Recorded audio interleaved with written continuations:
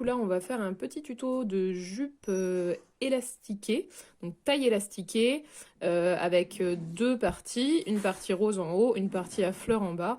Et on va travailler les fronces en fait sur la partie basse, donc la partie basse va être plus grande que la partie haute, et on va apprendre à froncer pour qu'elle puisse avoir la même taille ici et qu'on puisse faire une couture tranquillement. C'est notre tissu, donc le tissu rose ici, qui en haut va être replié deux fois et on va passer un petit élastique à l'intérieur et c'est ça qui va faire office de ceinture. On va avoir besoin de deux rectangles de tissu. C'est vraiment une jupe complètement basique mais qui permet de travailler des petites techniques intéressantes. Donc le rectangle du haut, on va faire un calcul. Alors cette jupe peut être à la fois pour un adulte ou pour un enfant, peu importe. On va prendre vraiment le tour.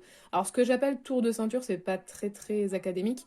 Normalement on dit tour de taille ou tour de hanche, mais là on va être un peu entre les deux, à l'endroit où vous voulez avoir votre ceinture. Donc vous allez simplement regarder sur vous, vous passez 1 mètre autour de l'endroit où vous voulez avoir votre ceinture, vous calculez.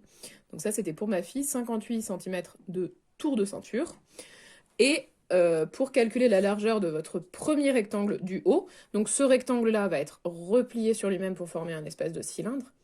Et la longueur totale, on va prendre les fameux 58 ou votre mesure, que vous allez, à laquelle vous allez ajouter la moitié de ce chiffre. Donc ici, on a 58, auquel on va rajouter la moitié de 58, qui est égal à 20, enfin, c'est égal à 29, donc on va faire 58 plus 29, et on tombe sur un total de 87. Donc le premier rectangle va faire 87. Au niveau de la hauteur, donc au final, je voulais 18 en haut et 15 en bas pour mes largeurs finales. C'est un peu complexe là. Et du coup, on va partir de ce qu'on veut. Donc là, je veux une bande de 18 au final. Je vais lui rajouter 6 cm en haut pour pouvoir faire la petite coulisse élastique. Et 1 cm en bas pour pouvoir simplement la coudre à la bande du bas. Donc la valeur que vous voulez au final, 6 cm en haut et 1 cm en bas. Donc moi j'ai 18 plus 6 plus 1, c'est égal à 25 fois les fameux 87 de départ. Pour ma deuxième bande, je vais repartir de la longueur de la première, donc 87, auquel je vais de nouveau rajouter la moitié de 87. Donc on est bien à 87 plus la moitié de 87, c'est égal à 87 plus 43,5, et donc on a un total de 130,5. Alors, soit vous avez suffisamment de tissu pour faire la deuxième bande, soit si c'est pas le cas, vous allez pouvoir faire un raccord central au milieu. Moi ici, j'ai fait un raccord de 2 tissus parce que c'était une vieille thé d'oreiller qui n'était pas assez grande. Voilà, donc je fais une jupe avec un drap et une thé d'oreiller et on verra le final que ça va avoir. Pour la hauteur, j'en ai pas parlé, du deuxième volant, c'est le même principe. Donc la valeur finale qu'on veut, ici 15, 1 cm pour se relier à celui-là, et 2 cm d'ourlet en bas, parce qu'on va replier 1 cm puis 1 cm avant de faire l'ourlet. Alors du coup, on va régler sur la machine un point assez large en longueur. Donc vous allez voir sur votre machine, si vous savez où est la longueur de point, et ben vous la réglez assez large. Ici, je vais vraiment aller au plus large, à 4. Si vous ne savez pas où est la longueur de point sur votre machine, et ben vous allez voir dans votre petit manuel et vous allez régler très large. Ça permettra en fait de tirer les fils de fronce facilement. Alors, vous allez laisser au début dépasser du fil, beaucoup de fils, ça c'est important. Vous allez laisser vraiment de la longueur pour pouvoir tirer vos fils de fronce après. Vous allez prendre le long rectangle du bas, donc ici c'est mon rectangle à fleurs. Si vous avez un sens de motif, vous allez faire vos fronces en haut. Si vous mettez votre motif devant vous, les fronces elles vont être en haut du motif. Donc je prends mon petit côté là, et donc je vais venir faire une première ligne de couture à 5 mm du bord. Vous calculez pour avoir vos 5 mm. Ici, vous voyez bien qu'on est à 0,5. Ici, c'est 1, 1,5, etc. Et attention, très important, vous ne faites pas de point d'arrêt au début ni à la fin. Et à la fin, vous laissez bien dépasser vos fils aussi de 15 ou 20 cm.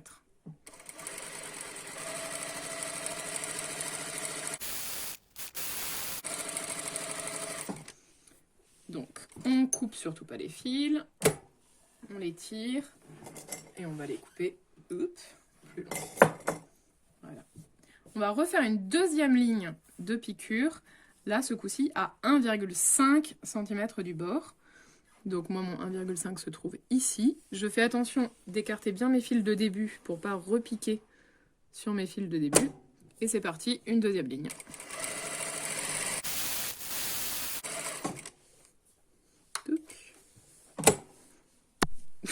C'est pas pratique. Voilà. Et hop. Voilà. Donc on va se retrouver dans une seconde, mais sur l'autre table. Hop là. Donc du coup, on se retrouve avec nos deux lignes de fronce qu'on a fait à 0,5 et à 1,5. Et on va choisir deux fils, alors soit ceux du haut, soit ceux du bas, qu'on va venir tirer. Donc c'est pour ça qu'il fallait les laisser dépasser. Donc là, on va prendre ceux du bas. Je tire juste sur mes fils, donc du coup du bas, et je vais déjà avoir des petites fronces qui vont se former. Et après là, c'est là que c'est un peu complexe, c'est qu'il faut aller doucement mettre ces petites fronces un petit peu plus loin. On tire de plus en plus sur les fils, et on va de plus en plus froncer le tissu comme ça, en emmenant délicatement les fronces plus loin. Sachant que si on tire trop fort, on a toujours le risque quand même de casser les fils, donc il faut y aller mollo. Donc on va continuer comme ça sur tout le tissu. Là, l'idée, c'est quand même de venir le froncer jusqu'à ce qu'il ait la même taille que celui-là. Donc, il y a du boulot. On va s'amuser à tout froncer. Pour répartir, on va mettre une petite épingle. On peut mettre une petite épingle au début ou à la fin. Et l'idée, c'est que quand tout est bien froncé, on va les coudre ensemble. Donc ça y est, on a froncé la partie à fleurs et on a mis une petite épingle de chaque côté, à droite et à gauche, en dessous là, pour être sûr que quand on tend nos tissus, on a bien la même taille sur le rose et sur le tissu à fleurs. Et du coup, on va venir retourner le tissu à fleurs endroit contre endroit avec le tissu rose. Bon, chez vous, ce sera peut-être pas des fleurs et du rose. Et on va venir épingler nos deux tissus à 1 cm du bord. Hop, entre nos deux lignes de fronce. Ici, c'est pour ça qu'on en a mis deux. Comme ça, on va piquer au centre et vraiment, nos fronces sont réparties très harmonieusement entre nos deux lignes de pique. Donc on va épingler tout ça sur toute la longueur. On va bien répartir s'il y a des endroits qui nous semblent encore pas bien répartis. Et voilà. J'ai juste oublié de dire que au moment où vous avez réparti toutes vos fronces, vous faites bien attention. Si jamais il y a des endroits où il y a beaucoup plus de fronces que d'autres, et bien du coup vous allez les faire passer un petit peu partout pour qu'elles soient vraiment bien réparties. On se retrouve quand j'ai tout épinglé. Donc du coup là on se remet sur un point de réglage normal, hein, on n'est plus au maximum, on va faire un point de pique normal. Et donc on va faire une couture d'assemblage, donc toujours endroit sur endroit, ce qu'on a épinglé tout à l'heure, entre notre partie froncée et notre partie non froncée. Un petit point d'arrêt. Et vous allez piquer bien pile poil entre vos deux lignes de fronce, ce qui correspond normalement, si vous avez bien fait votre calcul, à 1 cm. Ce que vous pouvez faire si vous voulez pas avoir tous les plis, enfin toutes les petites fronces qui se plissent du même côté, vous pouvez essayer d'écraser un peu avec vos doigts pour les garder assez droites.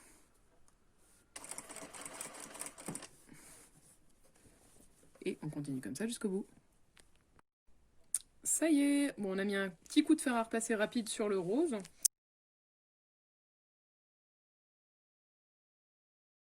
Hop, on va fermer la jupe, donc endroit contre endroit. On va faire bien coïncider nos deux côtés ici. La valeur de couture, on la laisse vers le haut. Hop, on fait bien coïncider les coutures. On peut épingler ça avec une petite aiguille. Et je vais piquer à 1 cm du bord tout le long sur le côté pour refermer du coup le côté de la jupe.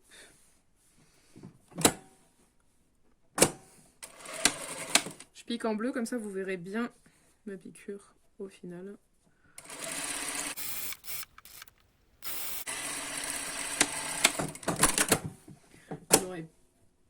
Voilà, donc on a surfilé la couture, la marge de couture avec la surfileuse ici, mais après vous pouvez très bien le faire avec un petit point zigzag avec votre machine, donc bien dans la marge.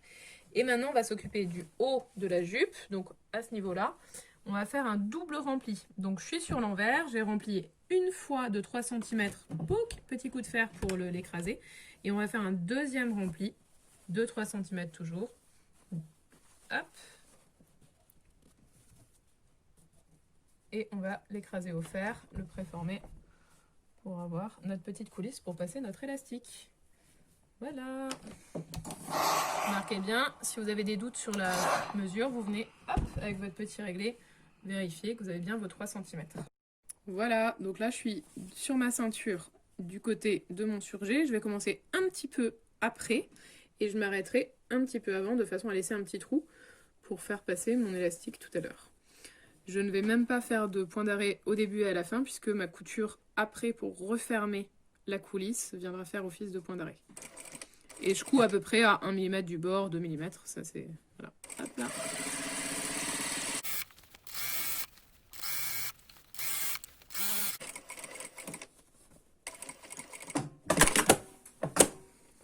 Voilà, on a notre piqûre qui est faite, notre coulisse est faite, et on a bien notre petit trou ici pour venir passer notre élastique.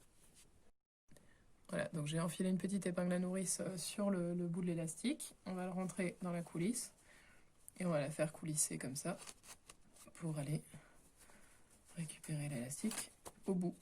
Soit vous avez mesuré un peu le tour de taille avec élastique en serrant un peu autour de votre taille ou de celle de l'enfant.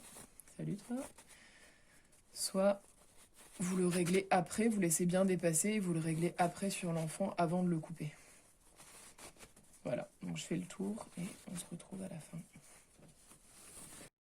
Voilà, donc on a terminé de passer l'élastique. Il faut juste faire attention donc qu'il n'est pas tourné, torsadé, vrillé à l'intérieur. Voilà, une fois qu'on est bien plat, on vient faire un petit point d'arrêt à 1 cm du bord. Je dis petit, mais en fait c'est un euphémisme. Vous pouvez y aller grave. Hein. Comme ça c'est bien solide. Après ce qu'on peut faire aussi, c'est ouvrir cette couture-là et venir refaire un petit point d'arrêt pour aller bloquer les deux petites valeurs de couture à droite et à gauche. Vous voyez? Comme ça. C'est à l'intérieur, hein, je ne vais pas faire au millimètre près. Hop là.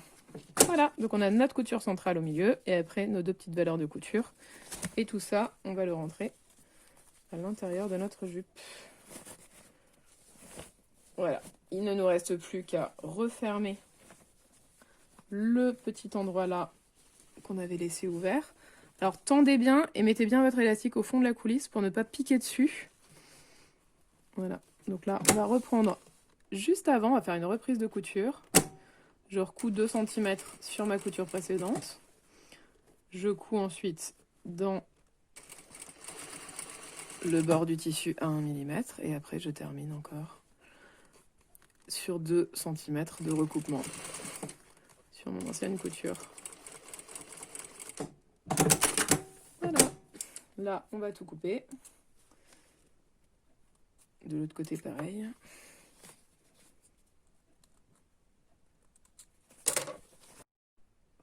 Voilà, donc du coup, pour la finition, on va faire un petit tourlet, donc un petit rempli. Quand je dis rempli, c'est on pose, on plie et on passe le fer sur 2 cm. Et avec vos petites mains, vous allez venir rentrer 1 cm dans ce 2 cm, n'est-ce pas? Et on va venir piquer du coup à 1 cm du bord, un tout petit peu moins qu'1 cm. Pareil, pas de point d'arrêt puisqu'on va revenir sur notre couture à la fin. Et donc là, vous vous arrêtez un peu, vous préformez le tissu avec les doigts sur 1 cm. On pique à 1 mm du bord là. Hop, et on continue comme ça jusqu'au bout. Je fais mon petit rempli avec mes pouces sur 20 cm. Je couds, etc. jusqu'au bout. Et voilà le résultat de la petite jupe. Donc on a bien notre ceinture élastiquée et nos fronces en bas. Et bah c'est quand même pas mal je trouve pour un truc qui est fait avec 2 bouts de drap. Donc ça c'est assez accessible à tous, couturières complètement débutantes ou un peu plus avancées. Le seul point technique c'est vraiment les petites fronces. Donc prendre le temps de bien les répartir. Voilà, et ben on vous souhaite de belles créations. Et n'hésitez pas à adapter ça à la fois pour des enfants et pour vous, dans la mesure où vous connaissez maintenant les calculs de tour de taille.